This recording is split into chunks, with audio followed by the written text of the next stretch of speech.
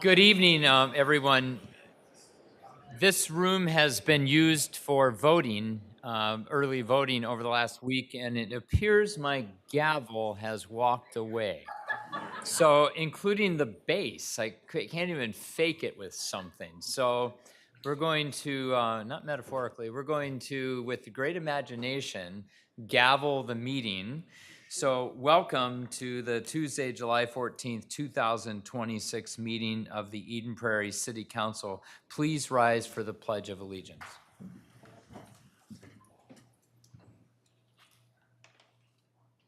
I pledge allegiance to the flag of the United States of America and to the republic for which it stands, one nation, under God, indivisible, with liberty and justice for all.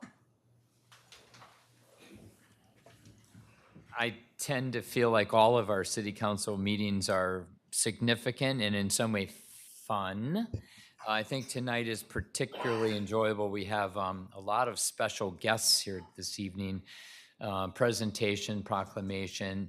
We haven't had a whole lot of public hearings for new development projects over the last year, especially residential, and we do tonight have what I think is the largest plot of land left in Eden Prairie residential that will be at least in my tenure. So I think that qualifies for an exciting evening. Typical during this time of the meeting for me to read an open podium invitation to our residents. Open podium is an opportunity for Eden Prairie residents to address the City Council on issues related to Eden Prairie City government. These occur prior to each council meeting. The council meetings typically occur the first and the third Tuesday of the month, not during the summer. We just have one meeting. The open podiums occur from 6:30 to 6:55 p.m. right here in the council chamber. If you wish to speak at open podium, please do contact the city manager's office at 952-949-8412 by noon of the meeting date with your name, your phone number, and subject matter so we can be better prepared for you. Open podium is not recorded or televised. If you have questions about open podium, please do contact the city manager's office. Mr. Getchell, I'll turn it right over to you so you can introduce our first presentation this evening. Thank you, Mayor, council members. On an annual basis, we are pleased to have our two county commissioners that are able to join us to give us an update on what's happening at the county level of government. It takes a little bit of work to get them here at the same time, which is nice to be able to have that. We have Eden Prairie having two commissioners. Not many cities have two commissioners representing them, and we do. We have Commissioner Debbie Gattell and Heather Edelson, and they are here to give us an update on what is happening in Hennepin County. Please come forward, and please do not share anybody in the room this with anyone outside this room, but we do have the two best county commissioners of the 7-member county commission. So again, keep that here in this room, but we are really pleased to have both of you. Thank you for coming.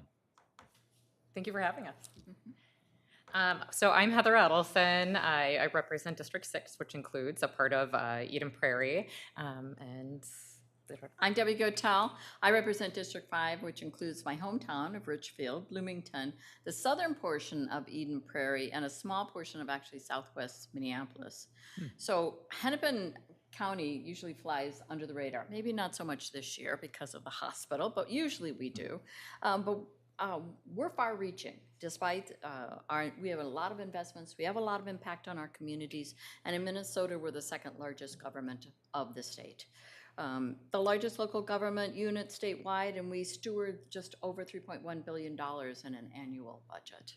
So if somebody could pull up our slides. oh yeah, here we got this here. Okay. And commissioners, if you could just move the mic towards you as you speak. Okay. I just want to make sure it gets picked up Okay. We'll move back at and forth. home, and also, yeah, you could move. Thank you. Get a little, you like each other a lot. Yeah. Okay, well, so I'll go ahead and start. But just so you know, first slide, here we go. So each of us, District 5, District 6, Eden Prairie is very lucky. They have two, I think, good commissioners.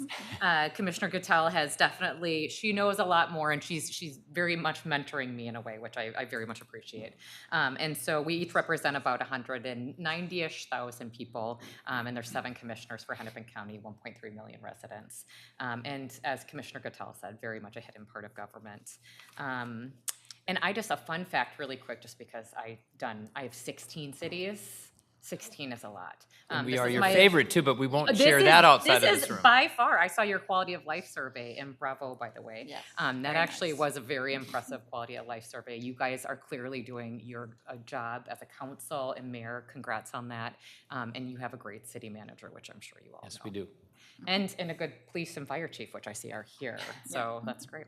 All right, so these are the current budget drivers we'll be talking about as we discuss. But healthcare, as Commissioner Gottel mentioned, HCMC, we were lucky to get funding at the legislature. We really banded together. We want to thank the cities that were supporting us and talking to people they knew, and as well as the other counties which actually supported us across the state. It was from greater Minnesota to urban. Everybody said they wanted to save HCMC, and we received $205 million as well as $500 million that will be in an account for the years to come.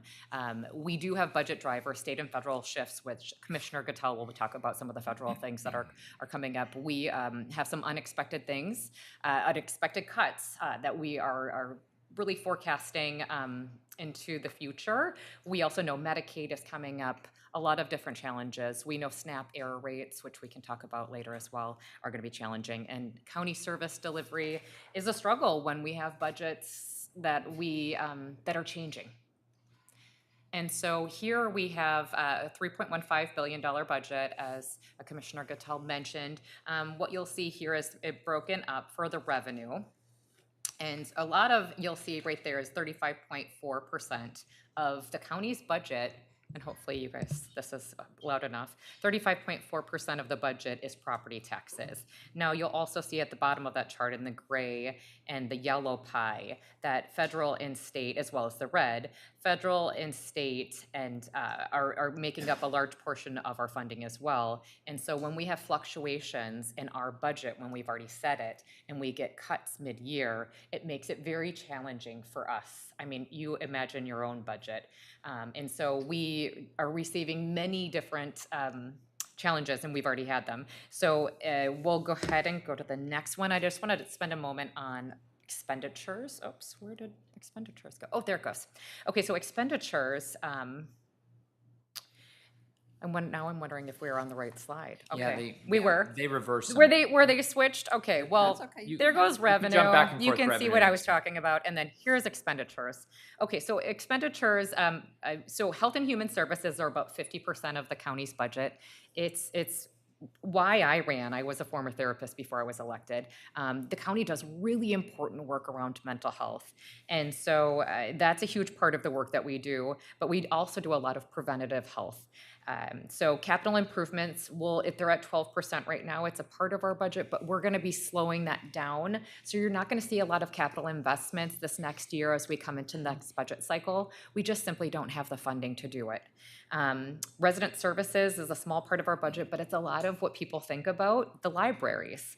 And law, safety, and justice, that is a growing need. The jail has, in overtime and staffing, has always been a challenge. It's continuing to be a challenge, and so into the future. And let's go here. Now, this is Commissioner Gottel. So I'm going to give you just a little bit more in-depth information on what Commissioner Edelson has already talked about, and it's regards to some of the program areas that you probably heard about from the state and on the news, and one of them is a SNAP, and specifically that SNAP error rate. So first of all, the first cut came in administration, which was $8 million hit, and that's going to be an $8 million hit every year for the county.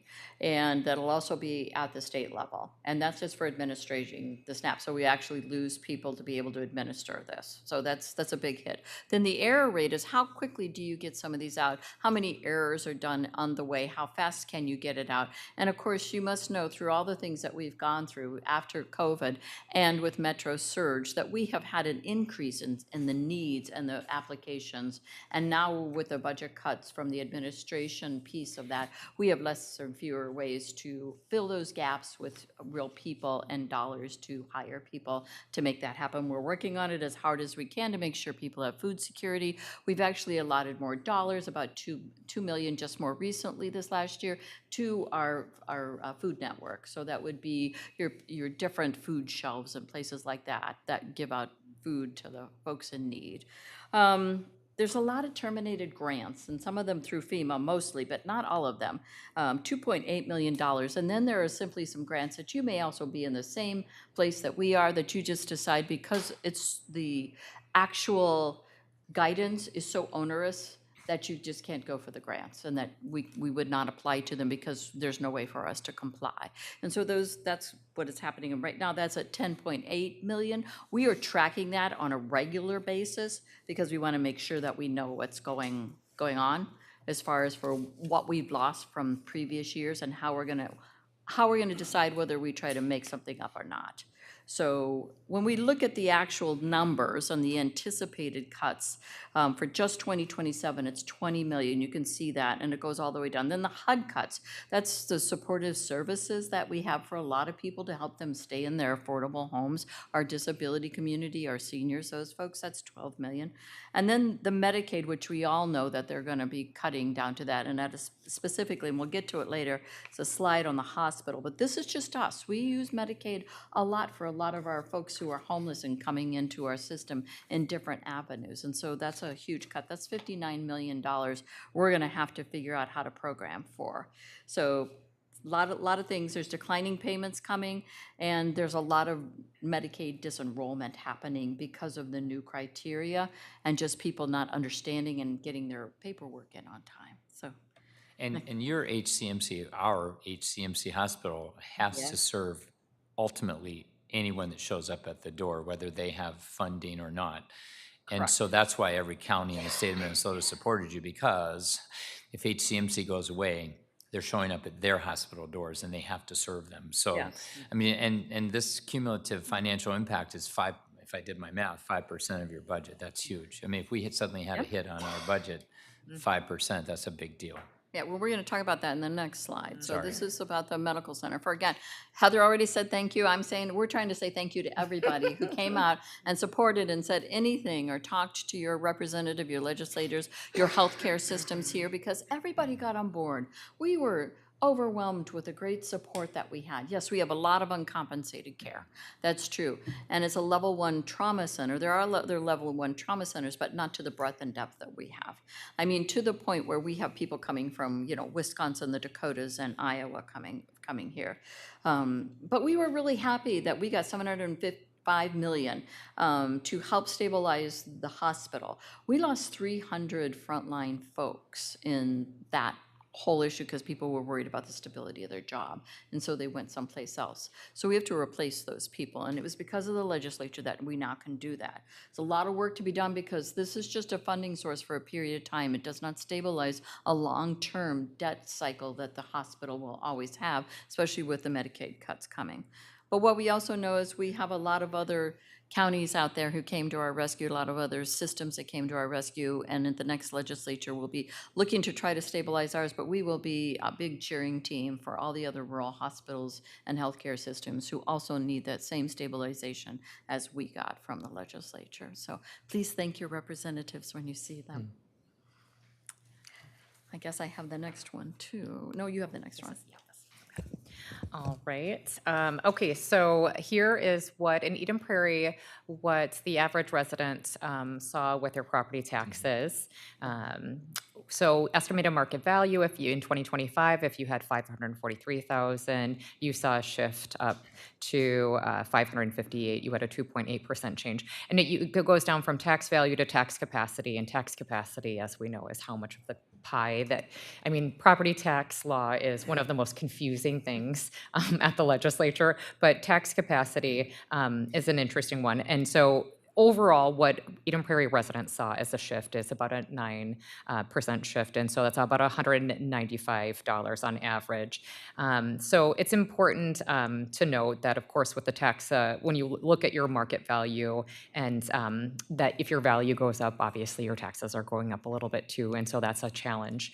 Especially in this market, we understand that their wages aren't going up. Property taxes cannot continue. If you look at the trajectory, and I had another slide on this, but somehow I didn't make it in this deck. I apologize. I didn't review it early enough. But if you look at our property taxes and what has happened over the last 3 years, in 2025, 2026, and as we look to 2027, we have this trend where it's constantly going up. And the challenge with that is we're talking about the federal budget and where we're impacted. When there's cuts at the federal level, when we don't get funding at the state level, it comes down to what can we do and what do we have to do as a county. And what people don't understand oftentimes is we have mandated core services that we have to do by state and federal law. And so those are a choice. So they might take away the funding, but they're not taking away the requirement that it's something we have to do. And so with that, Can I add oh one yeah, more thing? of Because course. I think one of the things too is Heather pointed out something about the escalation over the last 3 years and such. But what's really been happening is the last 10 years, we have seen the escalation of taxes, and then the tax capacity of the businesses industry is going down. And you can see that through the values, because buildings downtown are literally selling for pennies on the dollar. We've seen a lot of foreclosures in some of the office buildings and such around here. And so we know that this needs to be fixed.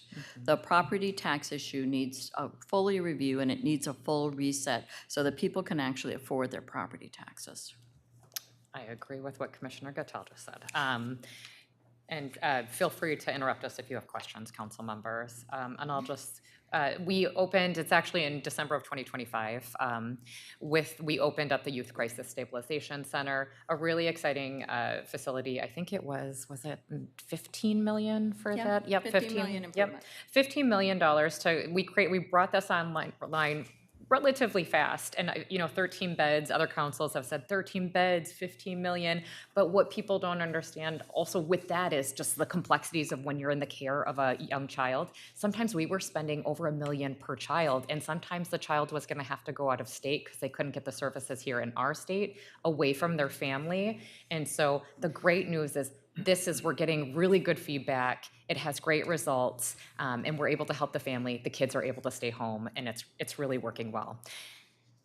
I don't know, do we have to add anything to that? Okay, all right, and the last one, we got some bridges that are coming up in Eden Prairie. This is very exciting. These are big projects. So you have one right now, the Pioneer Trail Bridge. I'm sure residents aren't loving that replacement, but it's really exciting when you get a bridge replaced. Those are expensive, and it's a good investment in the community. It sounds like it should be done this fall.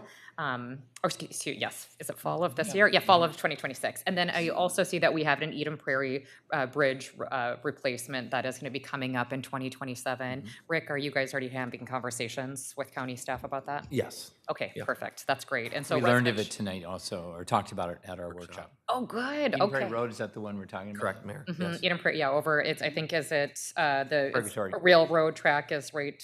Yeah, perfect. Good. All right, so that one's coming up, and so I will pass it back over to Commissioner Gattel. So a lot of cities came to me and wanted to chat about cost participation, and we know that cost participation was changed with MnDOT already with cities and counties. And that was a really great conversation for all of us, I think. And cities have come back to us and said, you have all these county roads and everything, and things have just gotten too expensive. And, everything costs more. The fourplexes cost more. And, you look at all the new technology that's in the roads, and those costs have come up. And a lot of it's is brought in from overseas, believe it or not. And so there's a lot to this. So a lot of cities came to me and said, we need a better cost-sharing participation. It doesn't matter, we still can't do it. And believe it or not, it's just not small cities. It's large cities. Minneapolis, Bloomington, which is one of my large cities, Richfield. So it's the small cities. It's you folks. It's everybody are talking about how do we make this works for the long term. And so city work staff put together some of this, and you guys have gotten a survey, and I'm hopefully responsive to that. But I also wanted to say that We're looking to see what the impacts are and planning and everything, and I know that we got more transportation dollars, but even in that light of that, it would probably mean that we will slow some projects down if we take on more costs, and we're very willing to do that. My colleagues are all on board with this, but if you'd like to connect with me personally about the process or provide feedback through this, you can certainly do that to me, and it's anonymous through me. And other cities do. I sit on the regional council of mayors, so mayors from other cities come to me too. So it would be really good for whatever feedback you had about what you think is going to be the most applicable to your city, because sometimes too, we don't do it we do it differently by city sometimes. Like we have small cities and we treat them differently than we do larger cities, such a project. So I'm looking forward to the feedback and whatever else you can bring my way if you need some help on that. Thanks. The next slide. So this is a fun topic. I always love talking about affordable housing because we do so much work in this area, and it's so exciting to see this. Affordable housing creation and housing supports are some of the most important investments we make to increase the quality of life for everyone in Hennepin County. In 2025, we were the primary funder of affordable housing development within the county. We awarded $19.4 million in capital funding to create and preserve affordable housing. We funded 21 projects with 1,339 affordable rental units, 10 projects to create 69 affordable home ownership opportunities. That's a newer program. We spurred 6 home ownership projects to create 39 affordable home ownership opportunities, and we provided down payment assistance to help with affordability for 28 first-time and first-generation home buyers. So it's quite an accomplishment. So see, there is good news here too. There's so much work to do in this space, but making a large strides and bringing down the cost of housing and make it more accessible to residents. This is one of the goals we had placed several years ago about how to do more in our community around the affordable housing area. So, and it's been successful. And now I get to talk about another fun thing. Elevate Hennepin is a resource hub, connecting local entrepreneurs to expert advisors at no cost on a wide range of topics. It's just one of the pieces of a broader strategy. It's growing in support with entrepreneurs and businesses at every stage. We get more and more every year. Thousands of businesses use Elevate Hennepin, including more than 4,648 entrepreneurs who have accessed over 61,000 hours of no-cost one-on-one advising cohort learning opportunities. 345 businesses have launched as a result of these efforts, with around $53 million in facilitated financing. So this isn't just for those startup entrepreneurs. These are for some of your companies too who are at a point where they really want to grow and they don't know how to get to that next step and they want to grow. We also provide those kinds of service, several stepping services to how do you write a business plan all the way up, how do you expand a business that is just busting at the seams. We want to make sure that our small businesses, our family owned and partnerships here really thrive and grow in our communities, and we think this is the best bet and the best way to spend our dollars right now. I mean, we offer services from how do you design your website, and we'll help them with that, to lawyers on how do you set up permits. We'll help them talk to the cities to make sure they have everything correct. We do all the different kinds of things. Lawyers to go through all the kinds of paperwork and set up the corporation. So it's a worthwhile program, and I'm hoping that a lot of your folks, I know some of them are taking advantage because I've seen some Eden Prairie businesses there. So congratulations on those. Oh, this is about the police embedded social workers. We want to try to improve the continuing of service and residence. Heather already talked about the great new clinic that we opened up for youth and everything, but we need to do more for our residents in the mental health space. And so it's crucial that the police interactions have something more than just a police interaction. And we noted many years ago, about 10 years ago, that the police officers were coming and saying, I'm not a social worker. This is not work that I could be doing. So starting in 2019, the Police Embedded Social Worker Program has become an essential new response method, serving all municipalities in Hennepin County with nearly 50 social workers now. That's a large increase from before. In 2025 alone, Eden Prairie Police made 485 referrals to the embedded social workers, with 488 total linkages to a range of social services. Through May 31st of this year, Eden Prairie has made 205 referrals to the program and 185 linkages to mental health, drug treatment, housing, and employment services. So Hennepin County just kicked off to the 1-2 Tree campaign this year to help spread awareness about the importance of planting trees to support prettier neighborhoods, cooler yards, and overall healthier communities. At Hennepin, our goal is 1 million trees by 2030 in collaboration with our local partners. And so I have an update this year. We talked about it last year. We estimate that 636,033 trees will have been planted in 2022 from 2022 to 2026. Some of the really great things I want to highlight in the programs are the $400,000 available to the Healthy Tree Canopy Grant Program annually to cities, school districts, affordable housing providers, and nonprofits, with up to $50,000 available to cities. If you're interested in that, please contact our offices, and we'll help you with that. We started offering this opportunity for cities to purchase trees from the Hennepin County to take advantage of our wholesale prices. You know, we have a nursery bed where we grow them. And so for our cities, so that they can pick them up in the spring, you call in the winter. Cities purchased 343 trees and 1,400 seedlings from us in 2026 alone. So come back for more, we'll have more. And now it's time for questions and discussion, what you folks want to hear about. Council, anything? I just want to say one of my key words, I think, ever since I've been mayor is partnership. And you all are exemplary with partnering with us. And I love having your phone numbers. I'm sure all of these people do too. And you respond, you pick up the phone. So thank you for that partnership. And it's been a great benefit to Eden Prairie. So we appreciate very much both of you. Council, anything? No, thank you. You make our jobs easier too. You guys are Well, great to work with.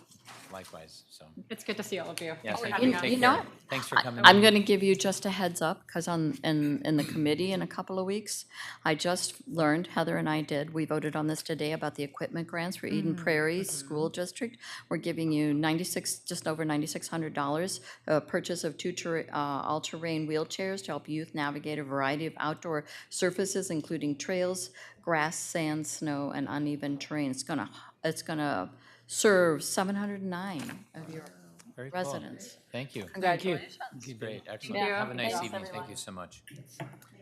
All right, second report, Mr. Getchell, the Green Line Extension. I just have to say that Chamber of Commerce gave me a question today that they really want to know a date. So you may not be able to give us one tonight, but I'm giving you a heads up. So Mr. Getchell, go ahead.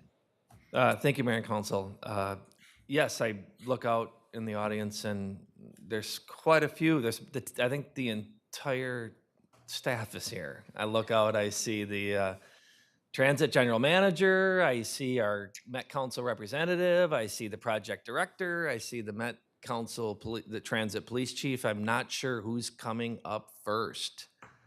But either way, Mayor, Council, we have update on the Green Line Extension. As you said, we have quite a few people here. We are excited to hear where things are at. Dr. Carter, welcome. Well, I'll take that. You know, when I was in the Navy, when they asked for volunteers, everybody stepped back. I usually step forward, so glad to be here. I spent a lot of time in Eden Prairie, even though I live in Minnetonka. And I'm honored to follow 2 amazing Hennepin County Commissioners, Heather Edelson from District 6 and Debbie Gotel from District 5. And I want to say thanks to them for their amazing partnership. Dr. Carter, you're probably going to do this, but introduce your position and role. for the Well, people that's of my Eden Prairie that's as well. my That's your that's my okay. next step. Excellent. Okay, and just to restate, my name is Tyrone Ellis Carter, and I represent District 3 on the Metro Council, which includes the city of Eden Prairie. And I'm honored, as I said before, I'm honored to be here today. Each time I talk about this project, it feels like a major milestone, and today is no different. We are moving as an organization from construction mode to opening of this line in 2027. Tonight, you'll hear from Leslie, Chief Dossif, Brian, and Jim about everything Eden Prairie has to look forward to as we get ready to launch this line. These are leaders I trust for their incredible depth of expertise across so many topics and are here tonight to address any questions you may have. As we look forward to this project, I'm struck by just how much Eden Prairie has worked to prepare for this momentous launch. At a recent event celebrating the restored access to the rails, featuring Mayor Case, as well as other corridor leaders, our chair, Robin Hutchinson, noted the excitement about all the transit options residents will soon have for getting around the area. I have already started to imagine the day when you will be able to hop on a quick train, ride to have lunch with a friend, and go to a Vikings game or head to work in St. Paul, St. Louis Park, or right here in Eden Prairie. It's encouraging to see the positive reactions that we're hearing from the community to the opening of this amazing project. And with that, I'm going to hand it back to Leslie and her team to do their presentation. And thanks again for welcoming us to this event today. Thank you, Dr. Carter, for representing us on the Metropolitan Council. We appreciate this. It's always an honor. Thank you. All right, Mayor, council members, good evening. My name is Leslie Kinderis. I serve as the General Manager for Metro Transit. Thank you, Councilmember Carter, for kicking us off this evening. We are very thankful that you are making time for us on your agenda this evening to provide an update on Green Line extension. As Dr. Carter mentioned, several of us are here to speak. We have other employees here who are available to answer questions and listen and learn from the discussion as well. But I will get us started. We'll provide a brief update on who we are as Metro Transit, what we're focused on, and then really dive into a status update on the project, including all the work happening across Metro Transit to prepare for a successful launch. And of course, we'll be happy to take questions at the end as well. As we start this discussion, I wanted to ground us in Metro Transit Forward. At Metro Transit, this is our shared strategic framework that guides our work. We developed this document through engaging our employees, our riders, community, and it really distills what we are focused on. It includes our mission statement: we connect people, strengthen communities, and improve lives by delivering high-quality public transportation. It includes our 3 strategic priorities: employees, experience, and service, that really anchors and guides our work. And for 2026, we're focused on 3 main areas or goals: building ridership, increasing satisfaction, and particularly pertinent to tonight's discussion, preparing for a flawless Green Line extension launch in 2027. And I'll just note, we did choose that word flawless intentionally because we know this project is a long time coming. There are many leaders across our region, including in Eden Prairie, past and present, who have been partners in making this project happen. And we are really looking forward to being able to launch it next year.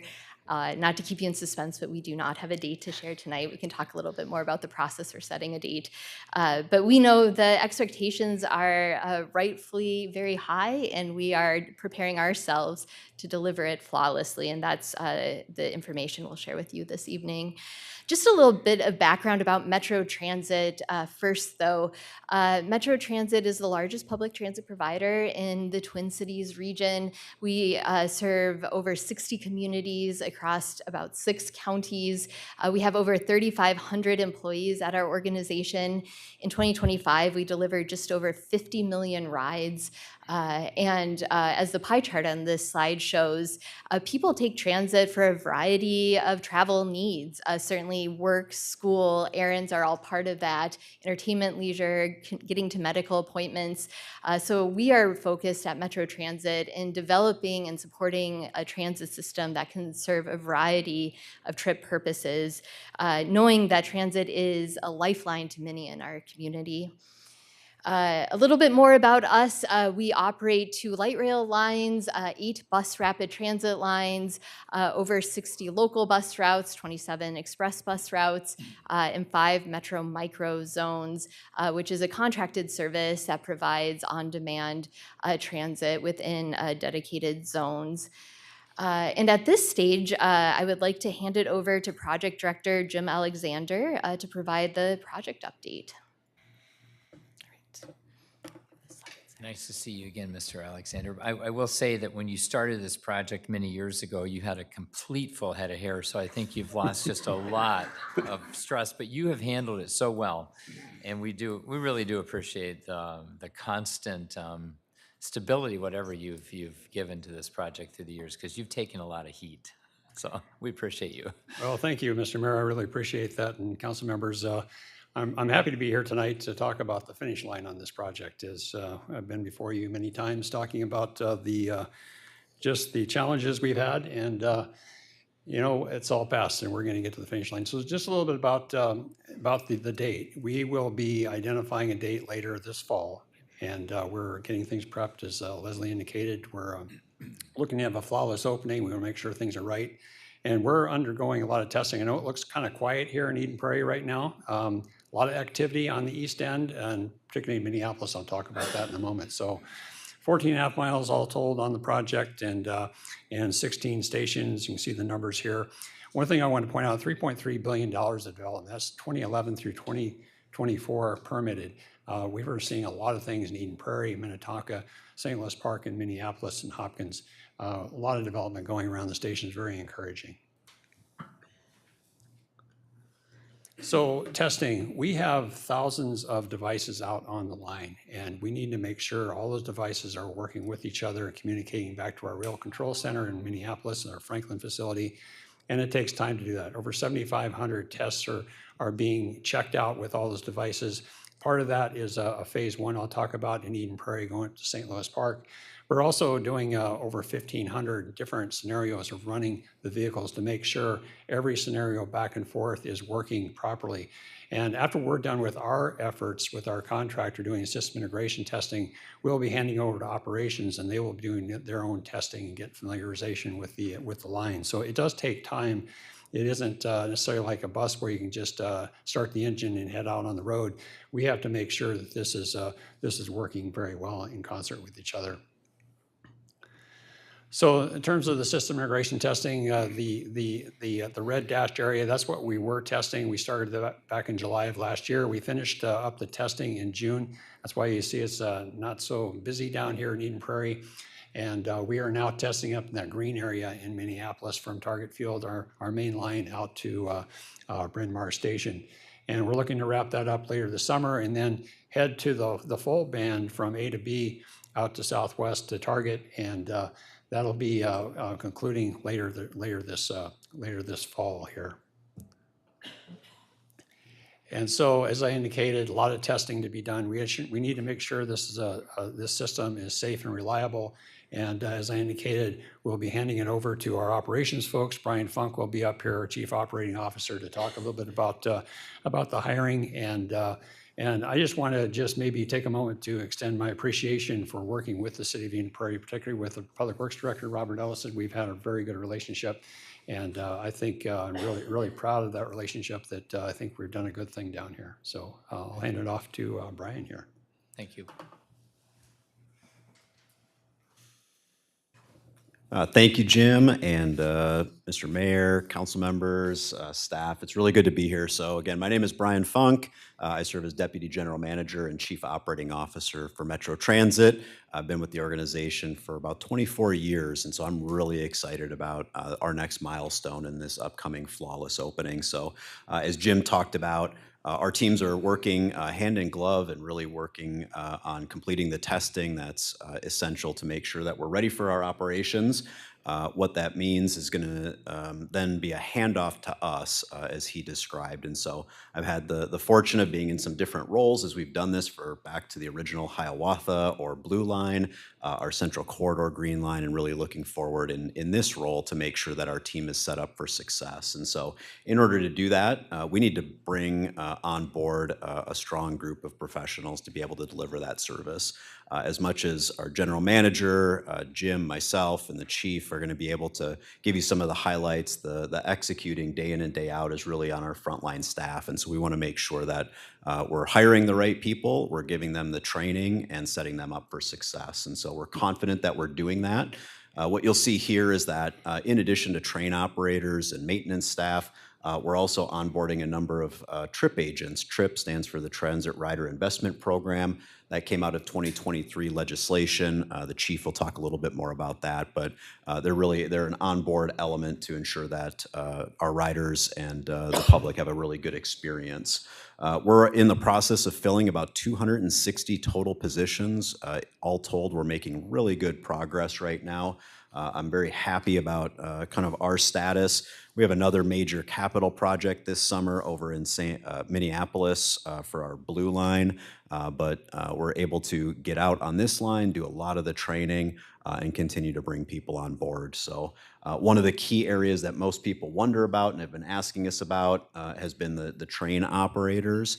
And really happy to say that including people who are currently in the instruction phase, we're within about 5 people of where we want to be to get ready for revenue service. And so highly confident across all of these areas that as Jim hands it over to us, we'll be in really good shape. So these numbers are a little bit out of date, but what you can see here is that, I mentioned that the train operators are just second up from the bottom, but in all areas, we're looking really strong.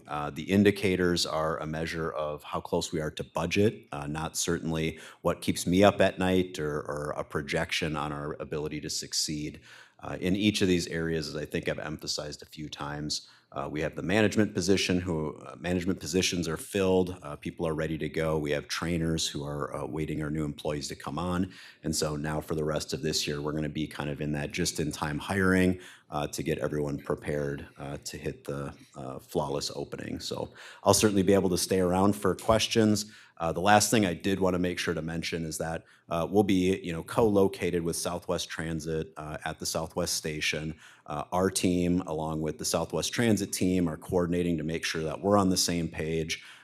My counterpart, Erica, with Southwest Transit, is somebody that we're making sure that we have meetings set up to make sure that there's everybody on the same page. And so just wanted to provide this group assurance that we're working hand in glove. So with that, I'll hand it over to Chief Dotseth. Thank you.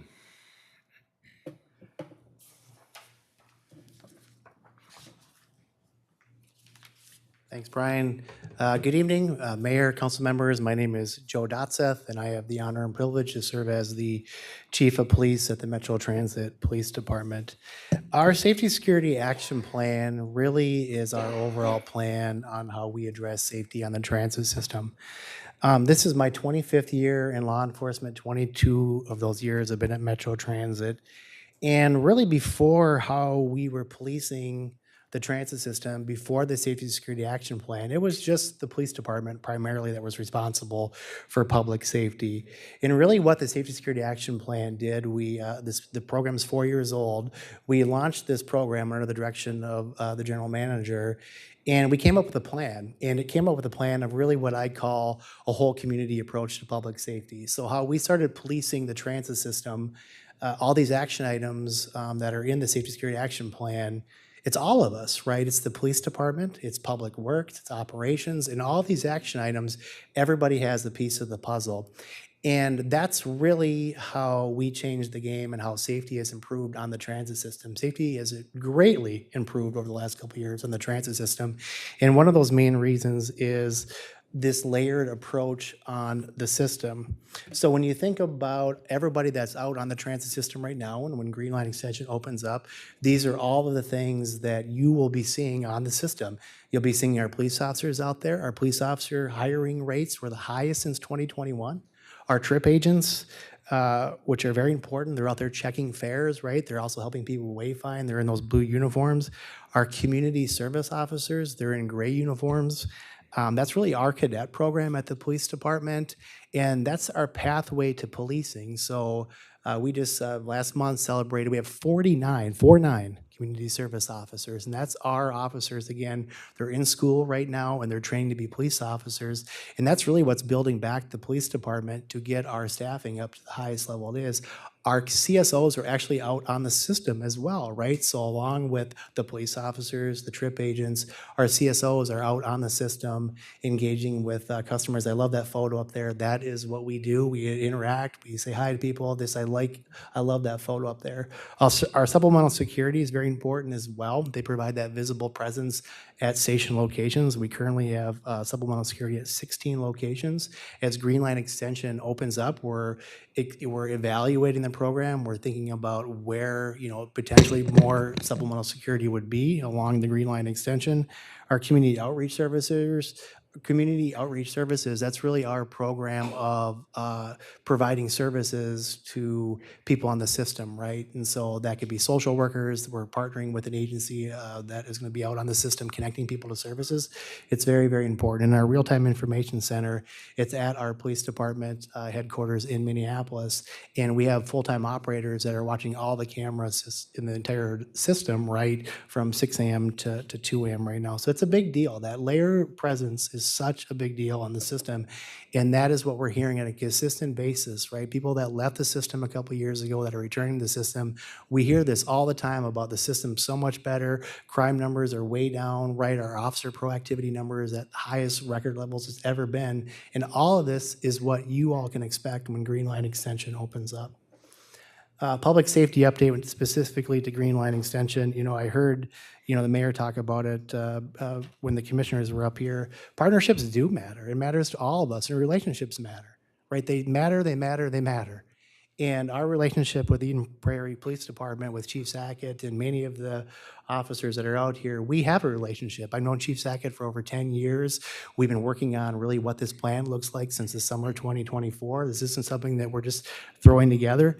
These partnerships and the collaboration between us and the city are very, very important. I just met the fire chief as well, and I know we're working with our emergency management and Metro Transit and the police department too, of really being good partners. And I say this all the time when we are going out to areas that we haven't really been at, right? And we're introducing ourselves. You're gaining all of the Metro Transit Police Department resources. We're one of the largest agencies in the entire region, and you are getting access to all of that. Our homeless action team, our crash recon teams, our service approach, all that is very, very important, and you're gaining all of that. So when we start thinking about the line opening up, and as we develop plans, we work together, we are going to be alongside the city and the police department and the residents to ensure this is successful. We're also looking for a police substation along the line. We haven't identified exactly what that looks like, but I know in my experience in my time at Metro Transit that we need to have a physical presence along the line. So I'm hoping by the end of the year, we can actually identify a location and really have officers stationed out of there. We went back to what we call beat model policing, right? We have officers on beats throughout the entire system. Actually, this last week, 2 weeks ago, we launched first ever beat in Brooklyn Center. So we're gonna be launching that. You'll see some more media updates about that later in the week, but we know we need to have officers stationed out here to learn the community, to learn what you all expect, and that is certainly what we're planning. I know we're also working on joint powers agreements and refreshing what all those agreements look like. And then I talked about the supplemental security plan too. Our approach to policing at Metro Transit Police really comes down to 3 tenets, right? It's our whole community approach to public safety, which I talked about.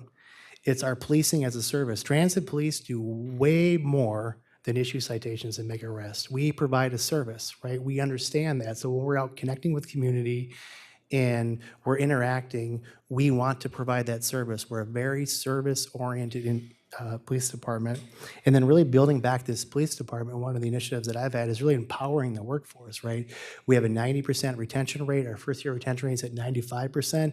We are not seeing officers leave our organization. In fact, we took down our community service officer posting because we have a wait list to get in. Like, we are on the right track of being a strong, successful police department. And then along with just us providing service, we wanted to ensure that we had the right person connecting with you all. So we just didn't pick anybody at the police department. And lots of times, I'm sure everybody in this room knows, when you're planning initiatives, lots of times you'll have your primary duties and then you'll assign another duty. Well, we can't do that with Green Line Extension. So this is so important to us that we assigned a full-time captain to Green Line Extension. And Captain Dietz is here today.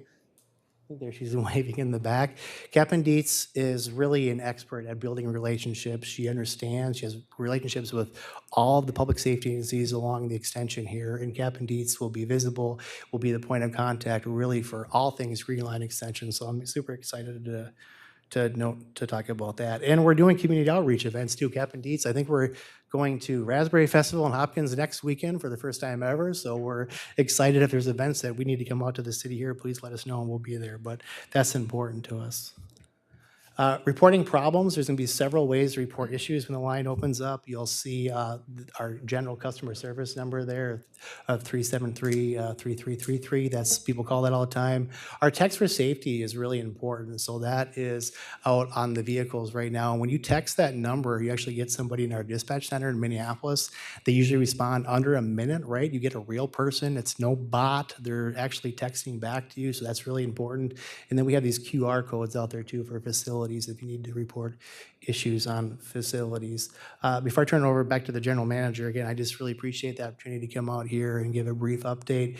And as things progress and you want more updates from the police department, or you want myself or Captain Dietz to come back out, we'll work with Chief Sackett and do that. But really, we really mean that we are true partners here, and we care about the success of the line. We want it to be successful, just like you all want it to be successful, and we'll certainly be good partners with you. So with that, I'll turn over to the general manager. Chief, thank you. I just want to say something too, that I've heard nothing but positive, good things about you from our police department and our chief. So kudos to you.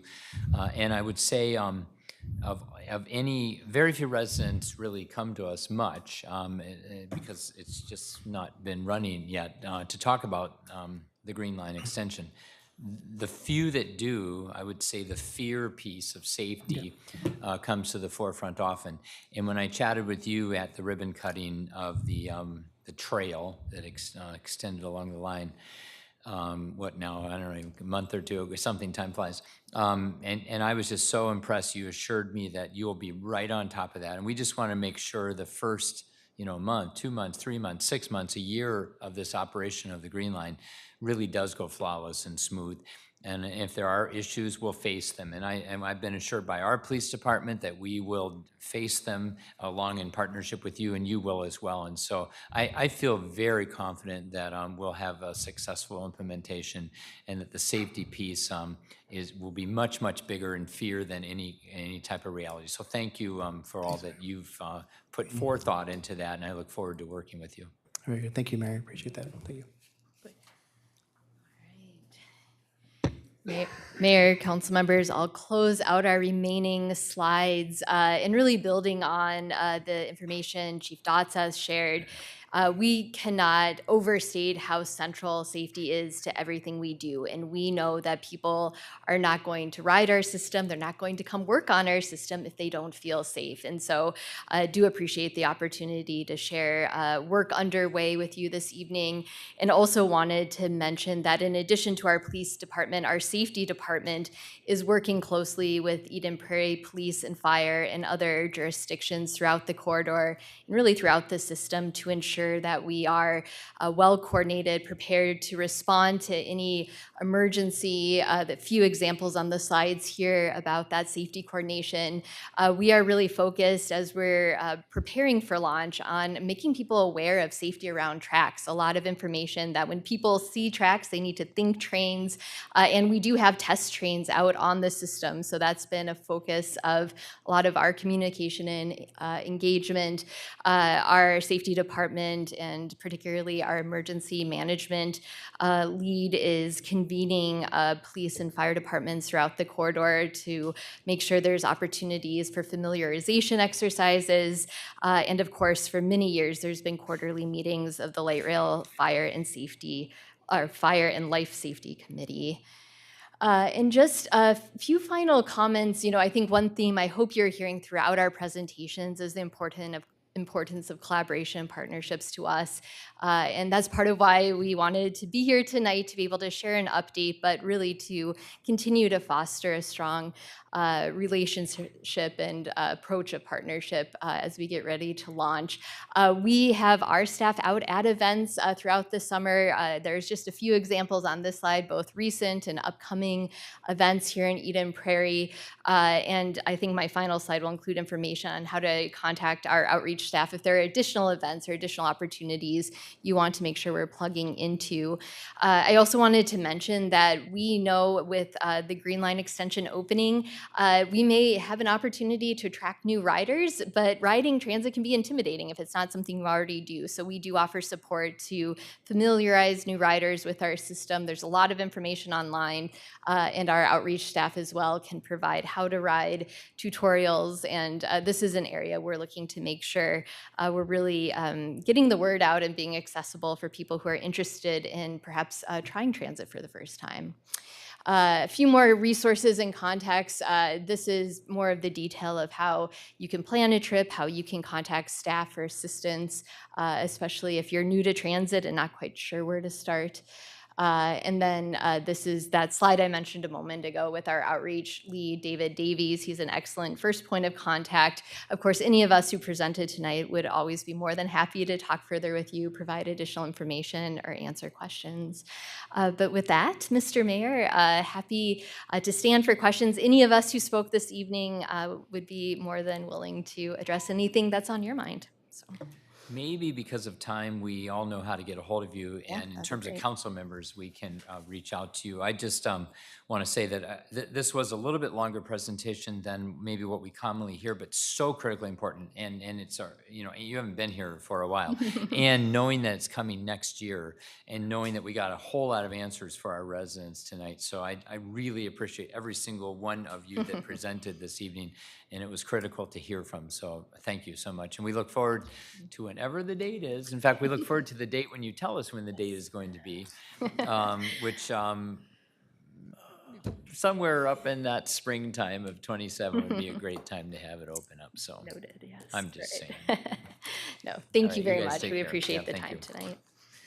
Mr. Getchell, can I move right into it? Do you want to say anything about People Fest, or should I just go right in? Feel free, Mayor. Okay, just that People Fest is a great event. We have many events in Eden Prairie, from 4th of July, Schooner Days. Some of them are city-sponsored, some are not, but People Fest is.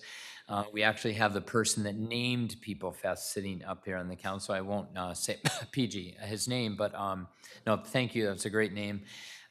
People Fest is coming up. It's the time that we really celebrate the wonderful diversity of our community, and I'd like to read a proclamation declaring it People Fest Week. Whereas Eden Prairie is a community composed of people from many backgrounds, races, ethnicities, abilities, and identities, and whereas we are a city that is committed to the promotion of diversity, equity, inclusion, and belonging, and whereas our community is more vibrant because of our diversity, and whereas cultural sharing leads to greater understanding and appreciation, and whereas People Fest, a community celebration of culture, is an annual week-long celebration that honors and celebrates the range of traditions that tell the rich story of our community.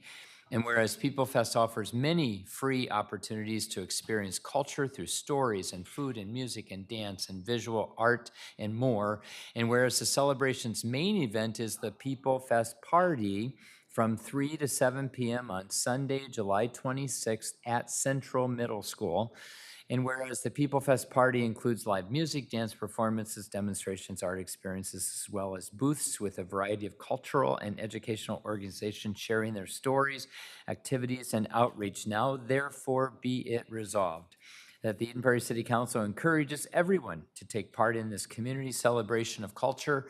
And further, the Eden Prairie City Council does hereby proclaim July 26 through July 31, 2026 as People Fest Week in Eden Prairie. Ronald A. Case, Mayor, on behalf of Kathy Nelson, Mark Freiberg, PG Narayan, and Lisa Toomey. All right. Mr. Getchell, or just turn maybe right over to Dr. Markle? Yes. Yep, yes. Take it away. Thank you, Mayor Case and Council. Tonight, we want to recognize the quarterly donations that we've received in the Parks and Recreation Department. And all the donations that we receive, we utilize to enhance the events that we put on and special programs, a lot of times at free or no cost. So the following organizations and amounts we want to honor tonight. The first one is Aspen Estates Luxury Memory Care. They donated $150 for our senior center programs. Shields generously donated $1,000 for our hometown celebration over July 3rd and 4th. J.A. Price donated $1,000 for our hometown celebration. Viridian Credit Union was our presenting sponsor that donated $10,000 to our hometown celebration. And T-Fiber was back again this year and generously gave $7,500. So our total donation amount this quarter was $19,650. And just a huge shout out to everyone that is supportive of the work we do to really bring community together for special events and programs. So thank you. Before I ask for a motion, just to say again, I say this every time when we are talking about donations. We do a lot with city tax dollars. We just can't do it all. So these donations really help stretch our city tax dollars. So thank you, thank you, thank you. So council, is there a motion to adopt the resolution? I'll move to adopt a resolution accepting multiple spring 2026 donations to Parks and Recreation. Second. Any further discussion? All those in favor say aye. Aye. Opposed. All right, moving to the agenda. Is there any items to add from council member reports? If not, is there a motion to accept the agenda as presented? Move to approve the agenda. Is there a second? All those in favor say aye. Aye. Opposed. All right, we have 2 minutes from June 16th, the workshop and the meeting. Any edits, any concerns, comments when you read them that you wanted to change, anything? If not, is there a motion to approve both minutes? Move to approve the following city council minutes. City council workshop held Tuesday, June 16, 2026, and city council meeting held Tuesday, June 16, 2026. Is there a second? Second. Any further discussion? All those in favor say aye. Aye. Opposed. All right, the consent calendar, A through N, the list of very important, but nonetheless usually not needing further discussion. Any items any of you wish to pull from the consent calendar to discuss separately, even vote on separately? If not, is there a motion to approve the consent calendar A to N? I move to approve items A to N on the consent calendar. Second. Any further discussion? All those in favor say aye. Aye. Opposed. All right, we are down to our 3 public hearing meetings this evening. 3, right? You looked at me funny. Absolutely. No. Mr. Getchell. Thank you, take it Mayor. away. Yes, Mayor Council. First public hearing, Marshall Farms. You have before you several approvals related to this.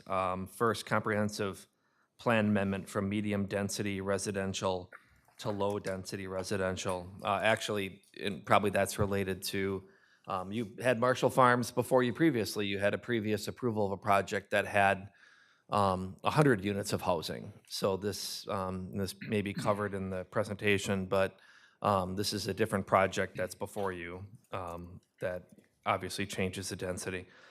Planned unit development concept review for 32 acres with waivers and a rezoning from rural to parks and open space on a portion of the property as well. The applicant is proposing to develop the 32-acre Marshall Farm property at 9905 Dallin, 250 single-family residential lots, including an extension of Crestwood Terrace with utilities and 5 outlots. One of the outlots is about 13 acres on the south half of the property, and that outlot will be deeded to the city for natural resource preservation. The Planning Commission voted 8-0 to recommend approval to the City Council at their June 8th meeting.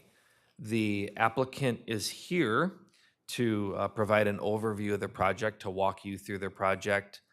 The staff and the applicant can answer any questions that the council has as well. And obviously you have a public hearing for this project similar to what the Planning Commission had. Mr. Schwieters, I think you're up. Name and maybe address, company you represent, and Social Good security evening, number? Mayor, the whole council thing? members, staff. I'm Steve from Wooddale Builders, owner. Been around for a long time. Done a lot of great things at Eden Prairie, so I'm proud to be hopefully developing the last piece here. So I also brought Dan from Sather Berquist, who is our engineer, who will be talking about the development. I also brought two of the builders that are going to also participate in this development. So they're also known here in Eden Prairie, McDonald Construction and Johnson Ryland. So they bring a lot to the table, so architecturally and things. So it's going to be an interesting development, higher end villas, empty nester type product, and single family along the bluff. So with that, I will let them take it from there. Thank you. You also brought your daughter, who I happen to have as a sixth grade student, some years ago. We'll just leave it at that. Yes. You haven't changed. Well, you have since you were 12, but I mean, I can still recognize And- who you and are. I will I brag- haven't changed at all, I'm sure, in 19 years or something. I will brag a little bit. We're proud to have her on board at Wooddale for the last year. She's been amazing. That's great. Thank you. You bet. Next up.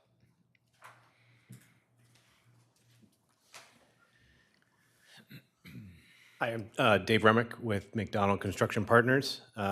We build single-family homes all over the metro. We have two current neighborhoods active at Eden Prairie. One's at Johnson Ridge, which is 6 homes. And the second one is at Purgatory Creek, which is 7 lots, and we're under construction on 4 homes there. So we know and like the city very much. Hi, I'm Paul Ryland with Johnson Ryland Builders, and we have been a family builder. My dad started building in the early 1970s and started in, did a lot of work in West Bloomington and some in Eden Prairie. And we're based actually south of the river, but we're excited to be doing, to be working here in Eden Prairie. Great. Is our presentation going to be put up there? Okay, thank you. So this is, in this project, we have one developer, which is Mr. Schwieters, and his company called Marshall Farms LLC, and then there's 2 builders. Is it should I cover all these things or just kind of go through it quickly? Or you've seen the presentation from the Planning Commission, so if it's okay, I'll hit the highlights. Would that be okay? If we have more questions, we can ask you, but yeah, maybe Sounds just the great. highlights. All right, so these things here are the difference between the 2024 proposal, which was actually called Marshall Gardens, and was a very different proposal, and then today's presentation in 2026. And so we already talked a little bit about the decrease in density, the difference in the product types, so this is the first slide. The second slide shows you the plat. And so in the yellow color are 28 villa homes. And really a villa is a single family home, the difference being that they're narrower, in some cases actually deeper, the lots are, and the homes. This area is actually very flat, so we're proposing to build slab on grade homes. And then they will also have a limited HOA for lawn and snow care. So they're ideal for retired people who might have a second home, but they are in fact wheelchair friendly as well. And they are not age restricted. We also are offering optional second story space. So the homes can then exceed 3,000 square feet and have additional storage space for stuff. Everybody has stuff. So that's the villa style. And then McDonald and Johnson Ryland are sharing the 22 single-family homes, and that's the other color coding shows our projection for which will be each builder on those. The single-family homes will be larger and more custom, and then they'll all have basements. So that's the principal difference between the 2 products. As a side note, we are finding it interesting that a lot of the people that are coming out, including current Eden Prairie residents, are trying to figure out which product that they fit best in. A lot of them can actually afford both products. They're just trying to figure out where they're a better fit. So requested waivers and deviations fall in several categories. One is lot width in areas, front setback, and the garage flexibility. But it's really very similar in many ways to what is the current code. So we don't feel that there's a lot, and the Planning Commission supported our waivers and deviations. And then landscape and natural preservation. So you can see a beautiful monument that we're planning on the top. The slide that is in the bottom left is one of the things that I'm really excited about, which is your project, which is the extension of Dell Road and an 8-foot wide asphalt trail, being able to bring residents safely down to Flying Cloud Drive. And I've seen children traversing this in bicycles, and at the same moment in time, seen garbage trucks flying up the hill. Pardon the expression. So I'm excited about the safety, and that I know at the previous meeting there was talk about the preservation area, the 13 acres that's being folded in, and so opportunities for the city to be able to have residents of our neighborhood and the surrounding neighborhoods utilize that space. Those nature areas, it's pretty exciting to see that happen. So I'm sorry, my eyes are not so good, but I'm just trying to read the slide. So 13 acres, we talked about that just now.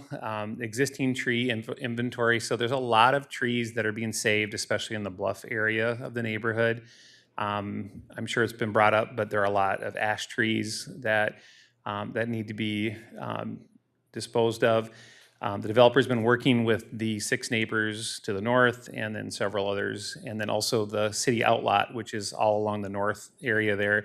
And they've met with them, identified ash trees and other trees that can be removed. So that's all going to happen. That'd be one of the first things that happens as the development goes forward. And then this plan shows the trees that we're planting back, and I can assure you this is the minimum. These are the trees that the developer is putting back, and then front boulevard trees, which is not part of your code. That's something that we've agreed to do. And then this is the minimum too. So as builders, McDonald and Johnson Ryland will be doing part of our design for each home will include landscape design, site planning, and more trees, more landscaping. I'm probably talking too much. I'll move on. Neighborhood meeting recap. We had a very well-attended neighborhood meeting prior to going to Planning Commission. And there's a lot of interest from the neighborhood, mostly positive. So any questions about that, I'm going to ask in the end. I'll talk just a real quick minute about our construction company. As I mentioned, we have over 50 years experience, and it's kind of fun, the good parts about a family business. So you see in the photograph, my dad in the middle, who's retired actually, and then my 2 identical twin brothers, and they share one brain, so that's a whole other story. We do custom home building. It's very unique construction. We try to, every time we build a model home, we try to do it a little bit different. And David, I'd like you to talk about your company. Sure. McDonald Construction's been around for almost 50 years. We build all over the metro, from Stillwater to Victoria. Down our offices are in Burnsville, and then we have neighborhoods to the north as well. And we just have a dedicated team, and I think the product we put out there fits well with what people in Eden Prairie are looking for. You want to talk about this? Sure. The other thing that's becoming more and more standard, first of all, Minnesota code is generally very energy efficient, just to start with. There's also something there's a Green Path Builder program that's part of Housing's First program, which is a step up from that.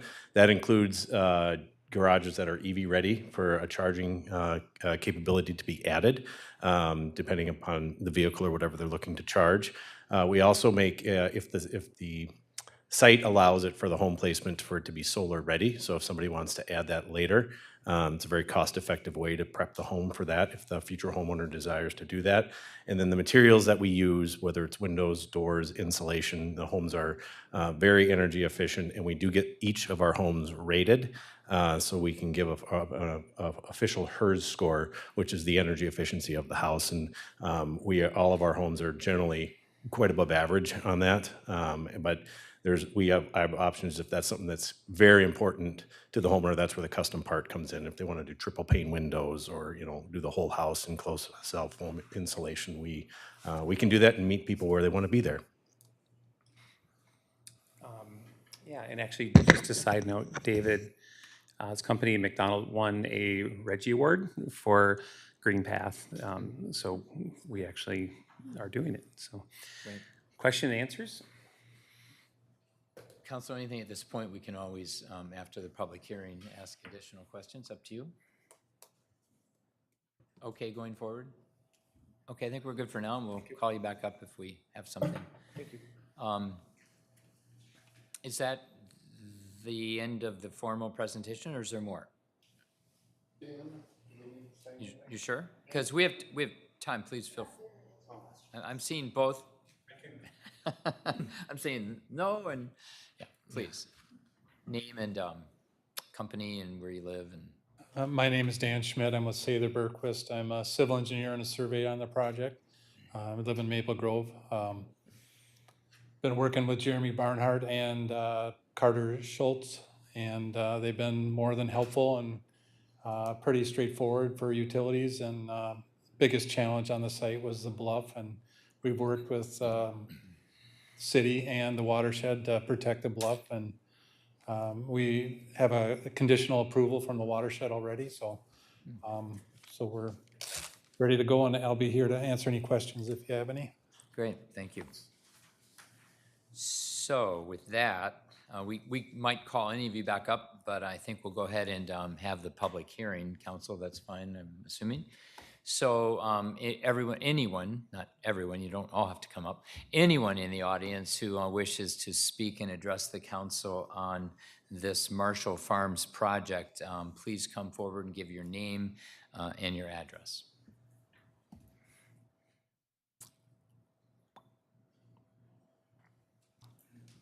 Hi, Daniel McNitt, 9719 Geisler Road. I'm one of the residents from the northern side.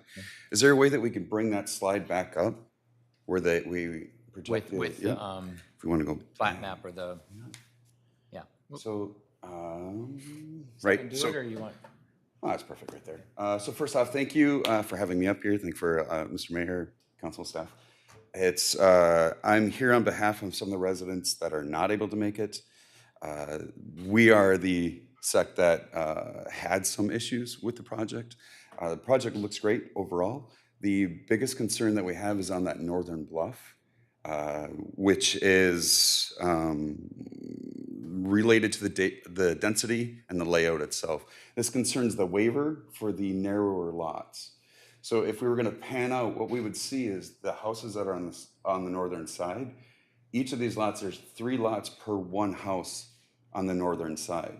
So when we look at that, this by in and of itself looks very appealing.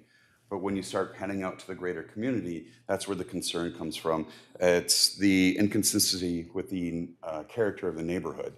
So when you pan out, you will see that there's the 11 houses on top, and then there's 28 houses down below. So that creates a barrier of houses, and that's that wall of houses is what our biggest concern is. There's talk about trees, there's talk about traffic, but the biggest concern from the residents that I was able to work with and chat with is that waiver. So the call to action here is if you could reconsider or reevaluate the approval of the narrow lot waiver, because that would bring it down from the 27 houses down to about 13, and that would be more in line with the rest of the character.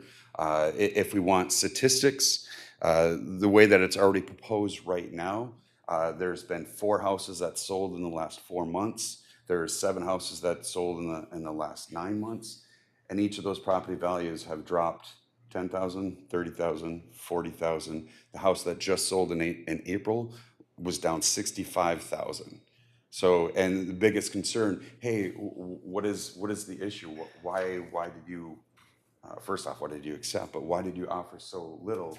And the response was, well, because of the projects that are going on, all the density that's coming on, right? So if you talk to the three neighbors on our lot on Geisler, that would be their answer. So my request, call to action, is to reconsider the approval of that waiver for the narrower lot. Great, thank you. Thanks for coming in. Anyone else? Please come forward. Name and address.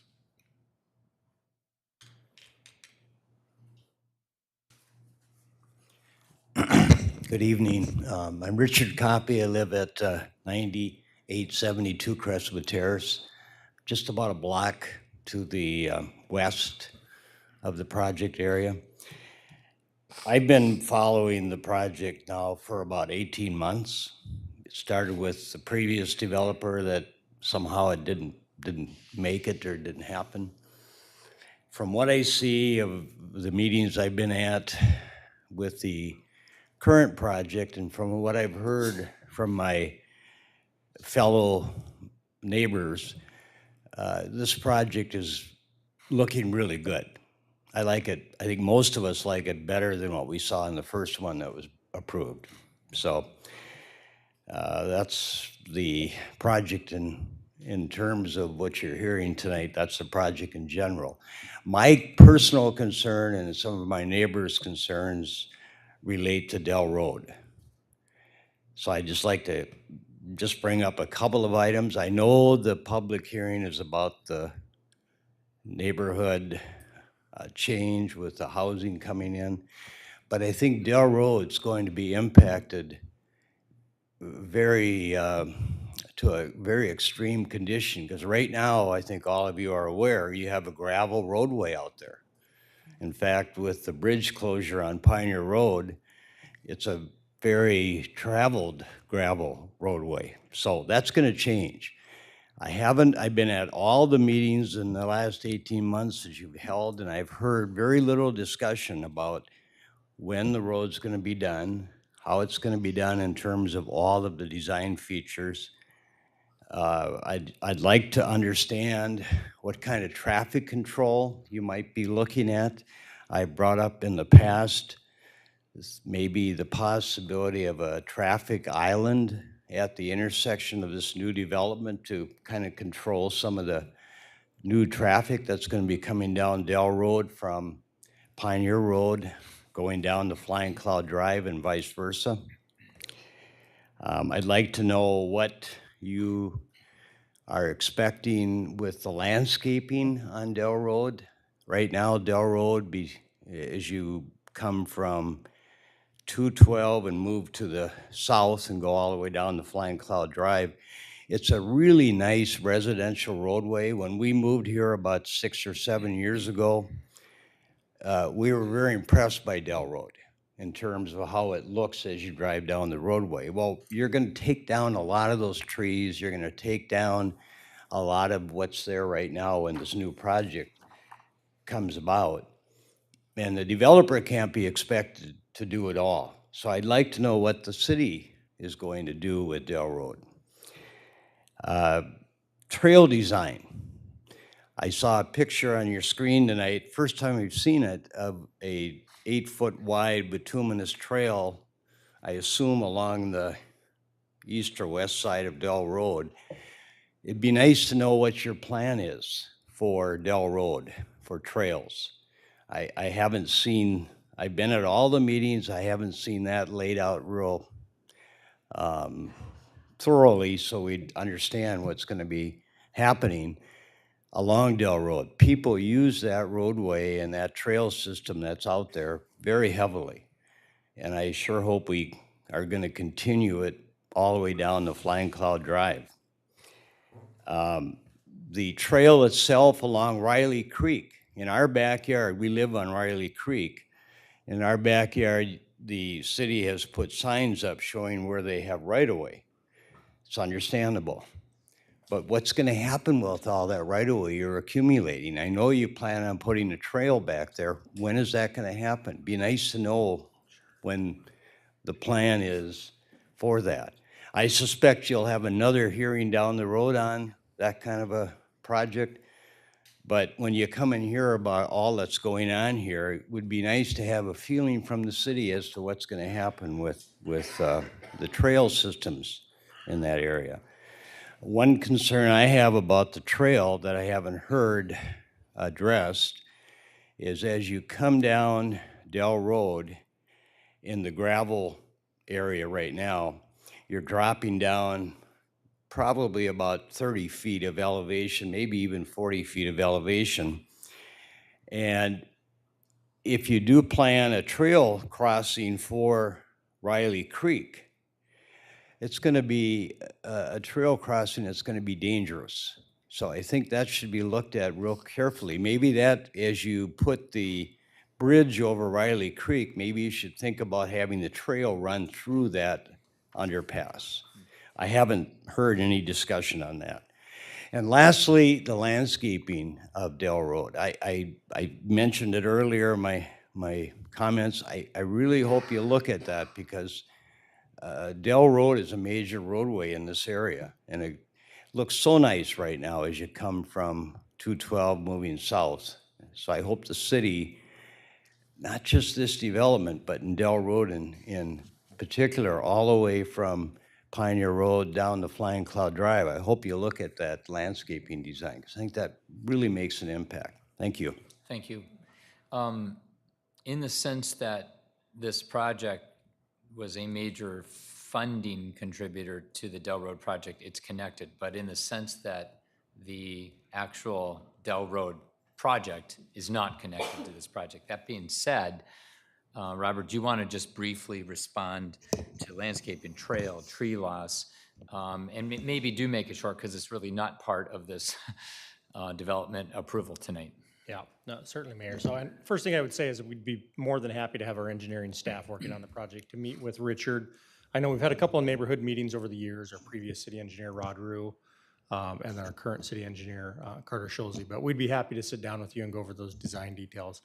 I will say that the Dell Road project is going to happen simultaneously with this development. If this development doesn't happen, the Dell Road project doesn't happen, but assuming everything goes forward as expected, we would start that project sometime over the winter, maybe even as early as this fall.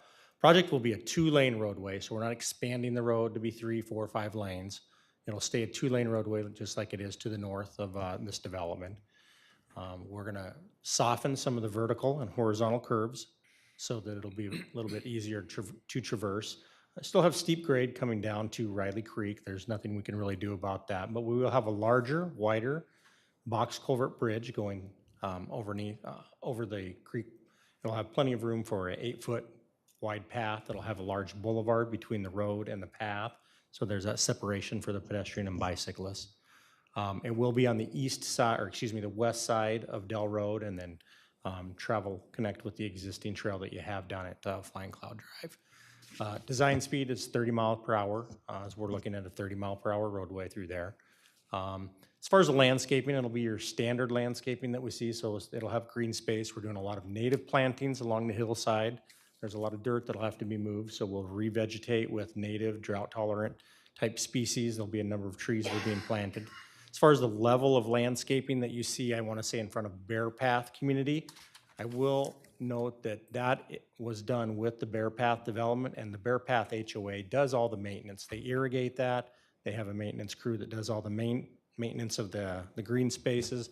They did all the tree planting that was out there, so that was done at the request of the Bear Path neighborhood.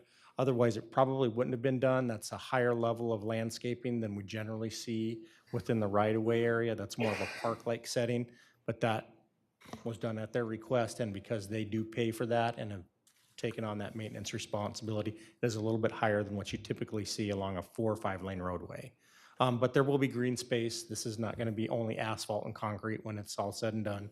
There's a lot of native plantings that are going to go in, so you're going to see more of a prairie-type restoration along the hillsides as we revegetate some of the slope grading that's done with the Dell Road project. But I'd be happy to sit down with you, Richard, if you'd like to maybe reach out after this meeting. We can schedule time to do that. Anyone else in the audience this evening wishing to address the council on this Marshall Farms project?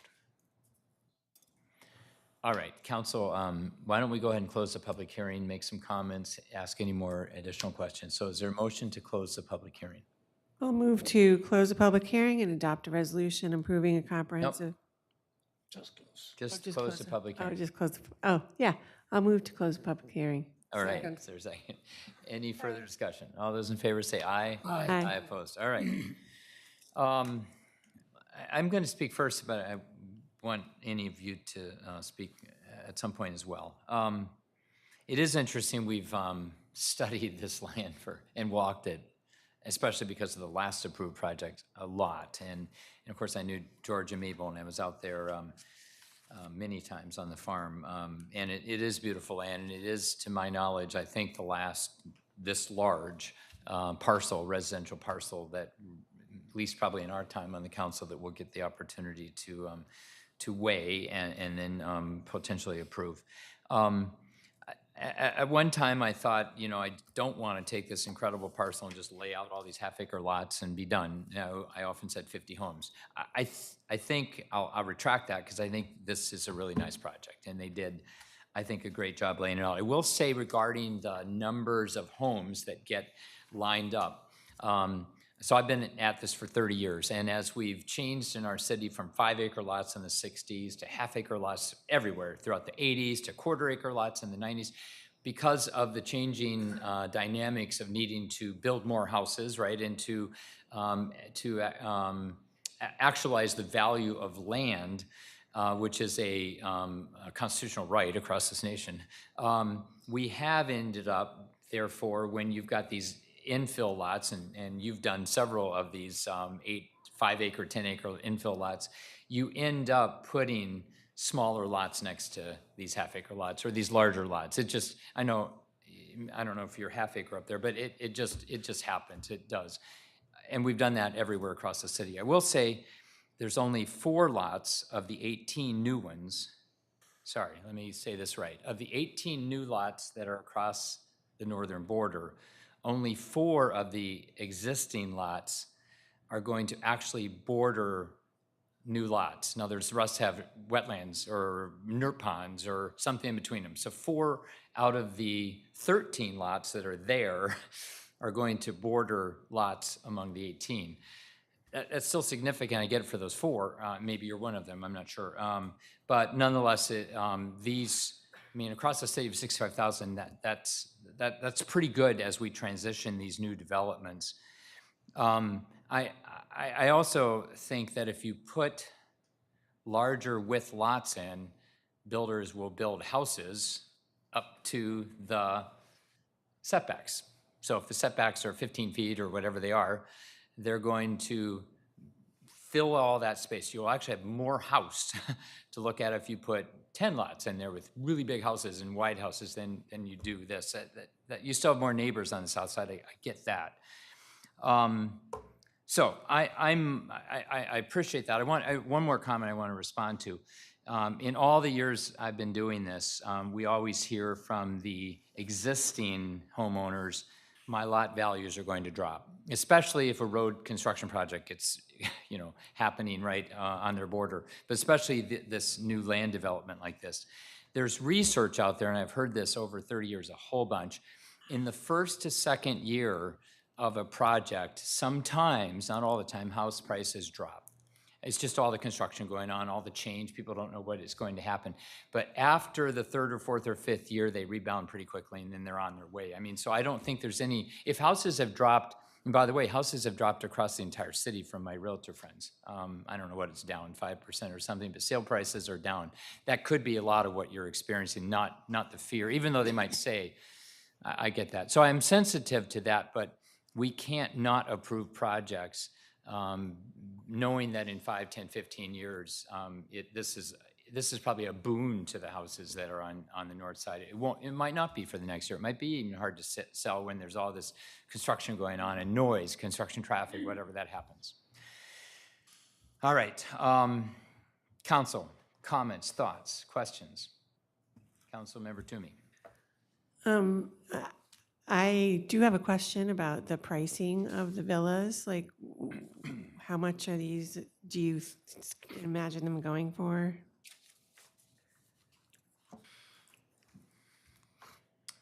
Councilmember Toomey, these are custom homes, and so we can size them down to hit someone's budget. But our model home is showing about 2,100 square feet on the main floor, and with about 250 square feet of garage storage space through a stairway going up over the garage. So that would be right now our base product. The lot values start in the low threes, so the total purchase price, including landscaping, turnkey, would be somewhere in the 900 range. And then adding second story space, they might add only several hundred square feet, or they might add 1,000 square feet.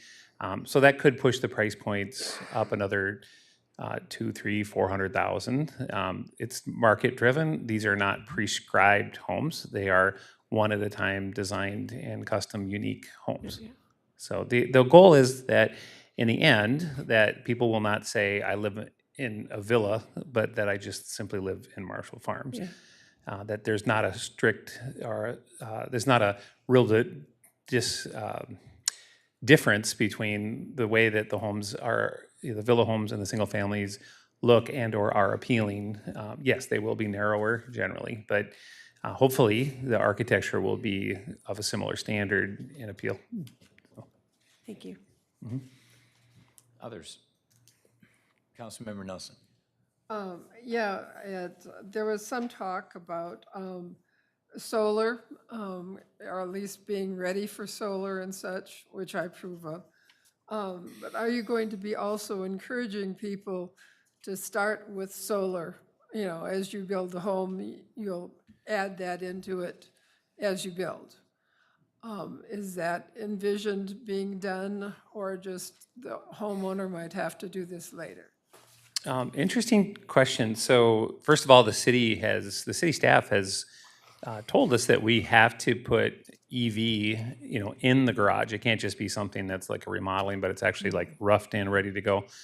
Just want to point on that. The interesting thing about solar in our climate, we don't have some of the products available, such as like Tesla panels that you might see in warmer climates because of snow and ice.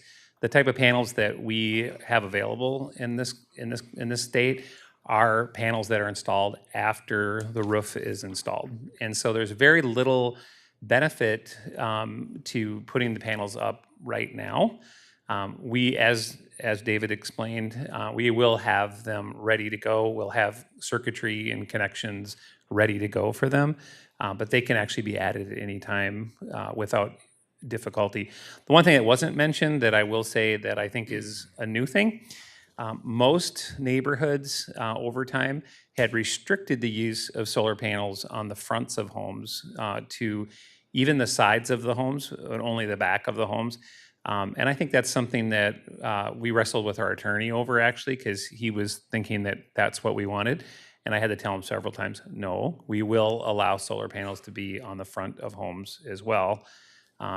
That might be the sunnier side of the home. So we're doing everything we can to encourage that. We're not going to dictate that someone would have to have that. But I will say, furthermore, I was a real estate agent for many years, and I have realtor friends as a result. And it is interesting, the people are starting to recognize the value of building solar panels into the project up front and putting that, for example, in a mortgage, and that the cost savings of having it in a mortgage versus paying a utility bill are probably pretty similar, even if that customer is not as concerned about the environment. It actually could affect their pocketbook. So we will be talking about that. I appreciate the challenge, and we'll get better at it as we go. So you are going to allow it from anybody who wants to put them on in the beginning? It wasn't clear was whether you had to do it later or you would be could put it on, as the building is built. It will be an option that they can select right away. Okay. Well, that's great. I know, Just to clarify, the houses will all be built so it's ready yeah. if they want to do it at the time of initial construction or later on. And Yeah. that's the important part is right, later on. Be their they can- choice. It's their choice, but the Yeah, house is no, ready. That's fine, because sometimes there are not those things built, or the house was built before solar got big. And having solar myself, I know what that can do for a home. But sometimes you can't get it unless it's built ready for it. So yours will be built ready. Yes. Okay, that's what I wanted. We appreciate that. That exceeds our city mandated, as you know, expectations, and also our council's expectations it exceeds, because we all want it. Everyone up here really would love to see solar plastered across the city. We're not to the point as a council directing staff to direct developers to mandate. We haven't put it into our code. So you all are coming in really above and beyond. So thank you. Appreciate that. I'm so sorry we did close the public hearing, but afterwards do come up, chat with us, please. Council, any other further questions, comments? Just comment. I think really glad you solar ready approach, and thanks to the staff, and thank you. Yeah. We appreciate that. That question would have brought up here if you had not decided to do that. So thank you. All right, you may sit down. Thank you so much.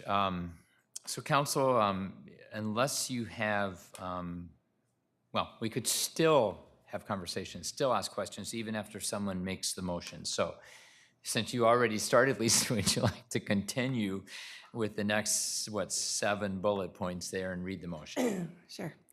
Adopt, okay, so the public hearing is closed. Public hearing's and closed. also adopt a resolution approving a comprehensive plan amendment from medium-density residential to low-density residential on 8.69 acres, and adopt a resolution approving a planned unit development concept plan review on 32.13 acres, and approve the first reading of an ordinance for a planned unit development district review with waivers on 32.13 acres, and zoning district change from rural R1-9.5 on 17.84 acres, and from rural to parks and open space on 14.29 acres, and adopt a resolution approving a preliminary plat of 32.13 acres on 50 lots and 5 outlots, and adopt a resolution for findings of fact in support of park dedication fees, and authorize the issuance of an early land alteration permit for Marshall Farms at the request of the developer, subject to the conditions outlined in the permit, and direct staff to prepare a development agreement incorporating staff and commission recommendations and council conditions. Is there a second? Second. Before we vote, I just want to say a compliment and underscore 2 parts I read in the packet. Many of you know and many of us up here on this council, and if not all of us, are very much in support of historical preservation, heritage preservation. And this is our, there's a Pica farm and a couple other farms I realize out there, but this is our last large intact farm, functioning working farm. So important to document. So I noted in there that that the developers agreed to photo documentation of the buildings and the surrounding farm area by our historic heritage preservation staff person along with the HPC. Thank you. I saw that you named the street after Mabel. I think that's really cool if that's going to stay. I wish George, I was looking in there, I see the other 2 streets are connected to already intact streets, so there is no other street. If you can get George somewhere, I don't know, put a kiosk or name a little NERP pond after George. But I just think it would be pretty cool to honor George and Mabel Marshall. They'd been there for decades, and they have all their children around, and a couple of them still run the Marshall Farm Market. So just a thought. Thank you, though, for your attention to already to heritage preservation. So with that, anything else? Are we ready to vote? All those in favor say aye. Aye. Opposed, it passes unanimous 5-0. Mr. Schwieters, welcome again to Eden Prairie, and all the rest of you. Thank you for a good presentation, and we'll wish you the best. Thank you. Nice to see you, Brooke.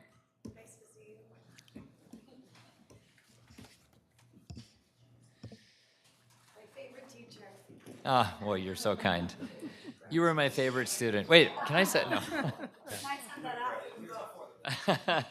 Except for, yeah, some of the others I also said that too. But anyway, okay.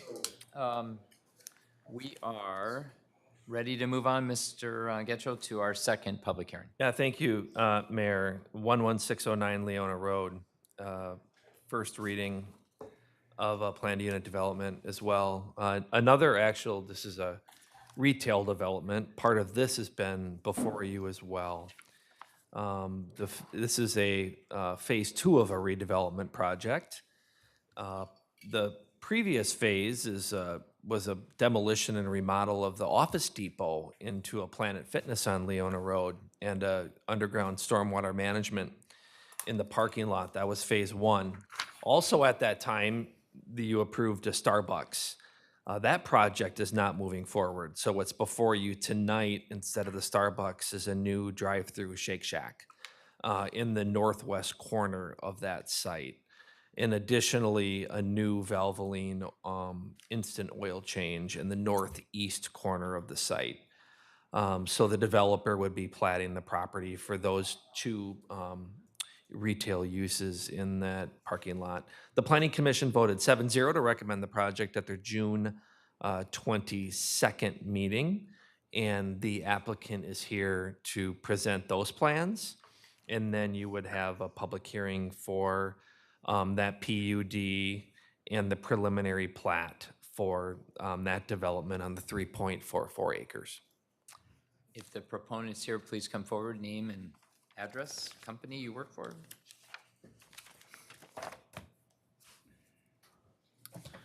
Good evening, Mayor, members of the council. My name is Matthew Lingham. I am with Kimley Horn. We're at 11669 Single Tree Lane in Eden Prairie, Minnesota.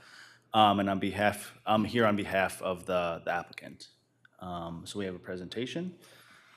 So thank you, Rick, for explaining the project. Our project is located at 11609 Leonia Road. We have been here before for the phase 1 of the project for the Planet Fitness and the Starbucks. Unfortunately, Starbucks fell through. So we're moving forward with a now Shake Shack and a Valvoline. So this is where we're located at the corner of Flying Cloud and Leonia Road. So this was the original building, the Office Depot. Since then, since last year, it has been converted to a new Planet Fitness building that is complete and constructed and is currently in operations. So that was the phase 1, so this is current aerial. This was the phase 1 existing parking and then the realignment of the parking. So currently shown is the proposed site plan. So the Shake Shack building is going to be in the northwest corner of the site. It's going to operate similarly to what the Starbucks was going to have. It's going to have a drive-through on that north side that wraps around on the east side. There's going to be a small patio, a kind of a pull-ahead area for vehicles to pull ahead if they use the drive-through, and there's a little bit of a delay, and then the associated parking with the building. On the east side of the parcel is going to be a Valvoline oil change. So that's just going to be one of those quick change oil uses. With associated parking, I think there's 11 parking stalls on the west side of the building. And then in between the two, there's going to be just parking that will be used for the Planet Fitness. So additional parking for the Planet Fitness. Moving forward. So this is the Shake Shack elevations. The Shake Shack architect has been working really closely with the city to make sure that the elevations, the materials meet the standards. So I think these are the most updated elevations for the building. So that's the Shake Shack. This is a rendering of the building, what the building would look like in that location. This is the Valvoline elevations. And then the Valvoline renderings. So we are still looking to meet the sustainability that the city has. So we currently have an above-ground stormwater management system to the west of our property, as well as the below-ground stormwater system that was placed during phase 1 of the project. The two stormwater components in junction both provide irrigation reuse, stormwater rate control, water quality control, and quantity controls. We've improved pedestrian and bicycle connectivity through the site through sidewalks and pathways, enhanced the landscaping in the area to compare with the removed trees during phase 1 and phase 2 to either provide enough trees on the site or pay in lieu of for the city reimbursement plan for the trees that aren't planted. There will be EV charging stations at the Shake Shack building, building material reuse, and then reduction overall to impervious surface. So yes, that's the project presentation, so I'm here to answer questions. I've got one, but I'll No, let you go. go first. You go Nope, first. Nope, you go first. I Just insist. about the parking lot. That's what I was going to ask about the parking. I don't like that parking lot. I'm so sorry. It's got all the islands in it. You know what I'm saying? And when you first come in off of Leona. you almost I think everybody hits that curb. I've done it a million times. If you go to take a right towards Caribou. Yep, so we are meeting the minimum requirements for the city, so that is just the city standard that we are meeting for the design. So just due to the sizing and the location of everything, parking islands are required by the city. So throughout the parking area, there's just parking islands. And then that throat to the main site. Yeah. That's just to provide conflict with the Shake Shack drive-through. So if we did open that up, the Shake Shack drive-through would be affected, and they need that for the operational purposes. So you can't and make that any open it. wider? It almost looks like it's being improved though from what it is because it's forcing the traffic to come deep into it. Now you go up here and you hit the curb, I think. Do It is you a agree? different, it is No, I a hit slightly it when I different first go pattern. in. Well, you just hit curbs all over the Oh, place yeah. in that parking lot. That's yeah. it's one of And my the hobbies. radius, I think, was a bigger. Let's go ahead and let our staff go at it here. Yeah, Mayor and Councilmember Toomey. So the existing island that is there today that you drive into as soon as you come into the site, that is being removed. Yeah. So that hazard will no longer exist when the improvements are made.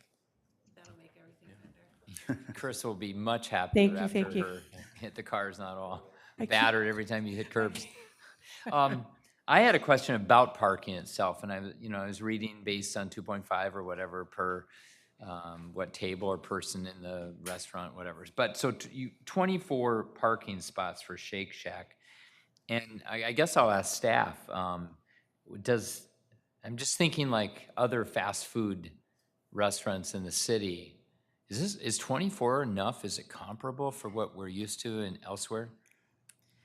Mayor, members of the council, so the 24 parking stalls provided on Shake Shack site do meet the requirements. And based on other sites, especially with other food delivery, Uber and things like that, drive-through, we have seen that be sufficient in those locations. In addition, there is overflow parking in terms of there would be cross parking and access with the Planet Fitness site and the Valvoline site. So if you were going out there and you maybe weren't lucky enough to get in one of those first 24 stalls on Shake Shack site, you'd be able to park anywhere on the Planet Fitness site as well, because they do have that cross parking. So it looks like the 30 that were mentioned, you mentioned when you presented as being part of the Planet Fitness, but they're new to the Planet.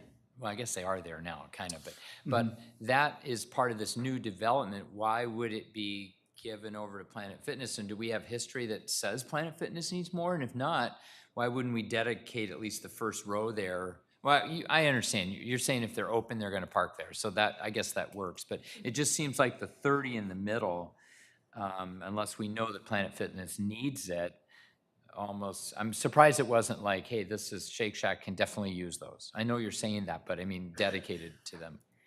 Mayor, members of the council, 140 stalls are proposed on the entire site. City code only requires 127 over all three uses. So when you look at it in total, it is overparked and it does have that cross parking. I understand that on the other side of that driveway, it's not necessarily immediately available or accessible to the Shake Shack, but there would be connection via the sidewalk in order to get pedestrians from that location to the Shake Shack. You've answered the question with the 140 versus 127, so thank you. Let's see. I don't want to cut you off. Is your basic presentation, the beginning Yes. part done? And we can then open it up as a public hearing and we can continue to ask additional questions. Council, are you okay with moving right to the public hearing? We have two other opportunities to raise questions. Mark, you're okay with this? Yeah. Okay.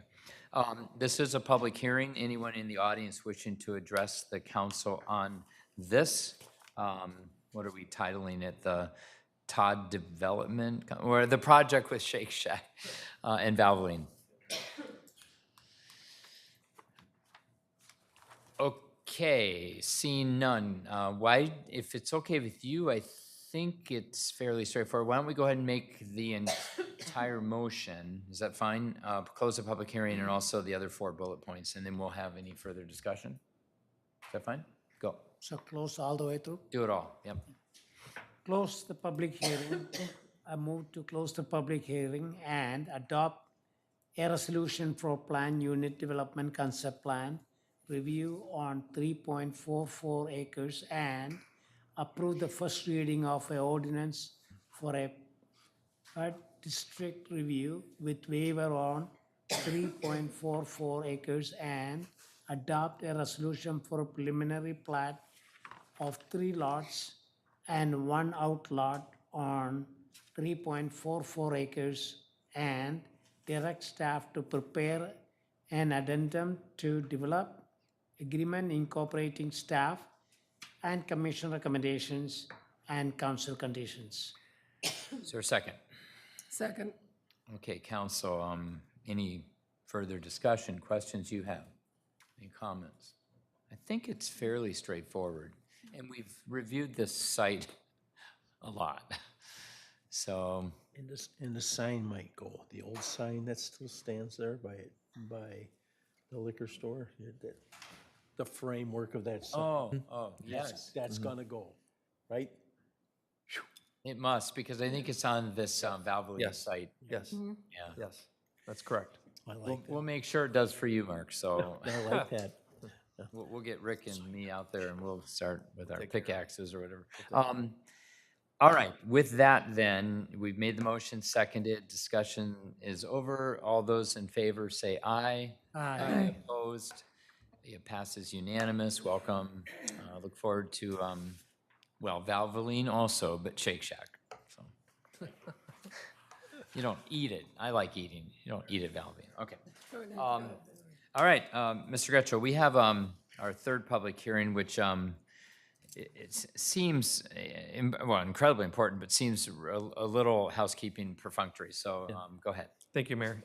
Yes, this is a zoning district change from public R1, public to R122. So in that sense, it's a public hearing because it's a zoning district change. But if you read through the packet and you read through the information, that's due to a discovery that city staff found when someone was looking to do an improvement on a property, a residential property that had been probably mistakenly zoned public when it should have been zoned residential. So that's really the main reason that it's before you tonight.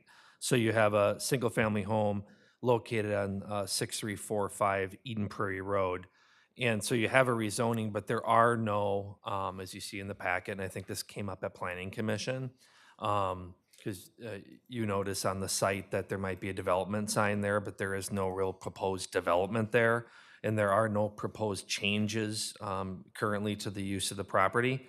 It's just, like you said, Mayor, kind of a fix to the zoning to go from public to R122 because there is a residential home on the property. And if, fear is a powerful emotion, but if someday some owner of this property wished to subdivide it and tear the house down and put 2 homes in or something. It would have to come back before the council. It would be a public hearing, and it would have to meet the zone that we're going to put on it, which likely will limit it to 2 homes on that site, and that would be decades from now, or even that, whatever. So tonight, it's simply really cleaning up an administrative error, which we can chat later about how the heck did that happen decades ago, but whatever, interesting. So, yes. Council, are you okay if I have a quick public, it doesn't have to be quick, but a public hearing on this? This is a public hearing. Anyone in the audience wishing to address us on this ordinance zoning district change? Okay, come forward. Name and address and... Magno Ortiz, 6345 Eden Prairie Road. Hi, Lisa, or yeah, Julie, I'm sorry. I am the developer, and I make construction, which is the construction company that's doing the upgrades to the property, and I'm also the owner of the property. Just want to introduce myself and just say that I'm doing the upgrades. Like you said, I don't know why it was zoned public when it should have been residential. When I purchased the property, I didn't know it was zoned public. So, but if you guys have any questions or. I don't think so. I really do think it's pretty straightforward, so. Yeah, I think so. But now that you came forward, I do have, no, just throw it was everything on pretty me. easy. But yeah. No, it sounds good. But I think it just came up because I want to do a deck on the back, and for some reason it wasn't. That's what I allowed or understand, something. yeah. Sounds good. We'll fix this for you. All right, perfect. So council, if you want to go ahead and close the public hearing and just go ahead and approve the first read, or make the motion. Close the public hearing and approve the first reading of an ordinance for a zoning district change from public R1-22 on 1.22 acres. Is there a second? Second. Any further discussion? All those in favor say aye. Aye. Aye opposed. All right, 5-0. You got your zoning ordinance change here. You're no longer public. We don't own your land anymore. No, I'm just kidding. All right, you bet. Okay, moving on to payment of claims, the list of all the individual expenses that we've incurred since our last meeting. Council, any items on that list, pages long, that you wish to learn more about or question? If not, is there a motion to approve payment of claims? I move to approve the payment of claims as submitted. Would you like to second? Yeah, second, please. Roll call. Councilmember Freiberg, Aye. Councilmember Narayan, Yeah, aye. Councilmember Nelson, Aye. Councilmember Toomey, Aye. Mayor Case. I like the yep, but I'll go aye. Mr. Getchell, is there anything else to come before the council this evening? Mayor, I'll just mention, because you talk about summer schedule, the next meeting will be August 18th, so that would be the third Tuesday in August. Okay. And then you get into September, and then we'll have the first and third Tuesday in September and October. So we'll be back on the regular schedule. So I didn't put this as a council agenda item. If you're okay with, I don't know what they call it, mayor's prerogative or something. I just want to say, 4th of July, our staff were amazing for multiple reasons. But the 3rd and the 4th, we had 2 straight nights. And with, of course, getting hit with the storm from 7:30 to 8:30. But our public safety, police and fire and all of our parks and recreation staff and all of our volunteers were absolutely phenomenal. And I received tons of compliments on behalf of our police, fire, park and rec volunteers. And the fact that the police had to, I'm going to make some numbers up. Anyone can, I don't have exactly any idea if I'm right, but I think I'm close. Try to question me. But I think that we had maybe 4,000 to 5,000, 6,000 people there in the area of the band concert, whatever, around the 7:30 time when the storm hit. I think we emptied out down to a couple thousand. I think we grew back to 7,000 or 8,000. All that occurred. Our police had thousands of cars leaving and coming almost simultaneously, and you all did unbelievably spectacularly. And I got to visit briefly, I know, Mark, you were in there for a while, in the command center, our brand-new $1.2 million grant from the federal government. Thank you, Senator Amy Klobuchar. Got the chance to go in there and to watch from our drones in the sky and watch the action going on 3 or 4 or 5 television screens and see the way that our police officers in charge were operating was just wow. I mean, just a wow. So thank you to our staff. Yes, Councilmember Freiberg. I'll just piggyback that. You're right, I had an opportunity to see the command center in action. Oh my goodness, you know, and in the professionalism of the, you know, the police and the fire. I mean, they were all serious. they were all zoned in, they were all serious. And that is an amazing, amazing tool for them. Yep. In a lot of ways, that's the first time it was really, you know, fired up, basically see what it could do. You could argue emergency because what we were going through was could have been really catastrophic. And so I just thank you, Amy, for, I mean, oh my gosh, the work that you and your team did. And then Chief, both chiefs, thank you. You were so busy, both of you, the whole evening, and our police department, thank you over here, our officer, thank you. I mean, they're just incredible. I was so proud. I mean, it's just really amazing. So, Mr. Getchell, I know that you're at the top of the org chart, and you're responsible for this so much. So, all right. With that, is there a motion to adjourn? Move to adjourn the city council meeting tonight. Is there a second? Second. All those in favor say aye. Aye. Opposed? I have no gavel. I have no thing to bang, but this meeting is adjourned.